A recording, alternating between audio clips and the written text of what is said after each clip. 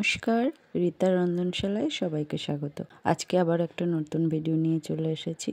চলুন ভিডিওটা শুরু করি। প্রথমে আলু, টমেটো, পেঁয়াজ এগুলো কেটে ধুয়ে পরিষ্কার করে আদা, রসুন, কাঁচা লঙ্কার একটা পেস্ট বানিয়ে নেব।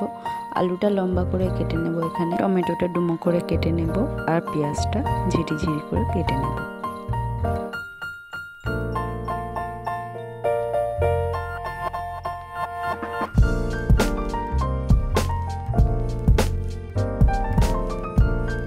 এরপর আঁশ ছাড়িয়ে ভেটকি মাছের কাঁটাগুলো ভালোভাবে ধুয়ে পরিষ্কার করে নিয়ে এর মধ্যে নুন, হলুদ আর লঙ্কা গুঁড়ো মেখে নিয়ে ভেজে নেব কাঁটাগুলো। ভেটকি মাছের কাঁটাতে অনেক পরিমাণে আঁশ থাকে, এই জন্য আমি আঁশ ছাড়ানোর কথাটা এখানে উল্লেখ করলাম। মাছের কাঁটাগুলো ভেজে তুলে নেওয়ার পরে ওই তেলের মধ্যে জিরা, তেজপাতা, শুকনো লঙ্কা আর 2 টুকরো দালচিনি ফোড়ন দিয়ে নেব। ফোড়নগুলো একটু ভাজা করে এর মধ্যে আগে থেকে লম্বা করে কেটে রাখা আলুগুলো দিয়ে ভালোভাবে ভেজে নেব 1 মিনিট।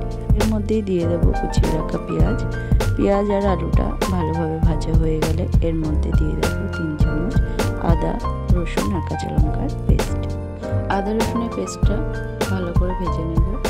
আদা রসুনের কাঁচা গন্ধটা চলে গেলে এর মধ্যে ডুমো করে কেটে রাখা টমেটো আর পরিমাণ মতো নুন দিয়ে একটু কষিয়ে নিয়ে এর মধ্যে দিয়ে দেব 1 চামচ পরিমাণে হলুদ, লঙ্কা গুঁড়ো, জিরা গুঁড়ো আর ধনে গুঁড়ো।